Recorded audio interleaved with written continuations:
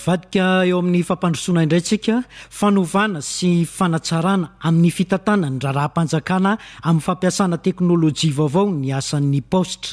Navoaka tamin'ny fomba ofisialy ny karatra hipoketra sy ireo aji vaovao miisa 520 nanamariana ny andro maneran-tany ho an'ny posta. Robinina Rahely RNM.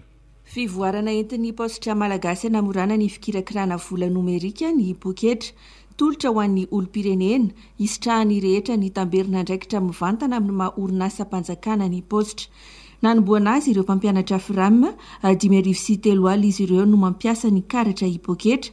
700 ny mpianatra mandray vatsim-pianarana ihany koa no efa tafiditra, izany hoe eo amin'ny 7 eo izy ireo, ary irisoana manaraka izao ireo mpandray vola amin'ny ministera hafa sy ireo mpisotro ronono. Ary ity nosokafana ny ity kosa ny karatra hipoketra ho an'ny olon-tsotra. Ny ministry ny fampandrosoana ny nomerika sy ny haitao Arakajy Mirindra, ny posta sy ny fifandraisan-davitra, Tahina Razafin-Drambalo.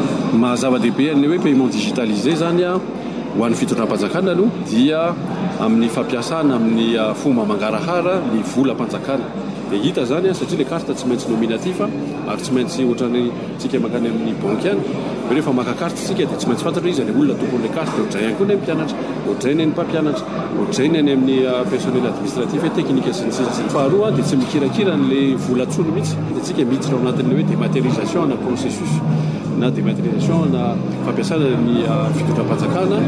Itsika androany amin'ny resaka sécurité tsy mila mitondra vola be intsony aty am-paosy fa dia le carte fotsiny ka ny lancement antsika androany dia le carte hipoketra ho an'ny daholo be, izany hoe itsika rehetra amin'izay zao afaka jifa any karatra io. Namoaka haji vaovao misy 520 ihany koa ny posta naompana amin'ny fiarovana ny tontolo iainana ny afatra fonosiny sary amin'ireo aji ireo.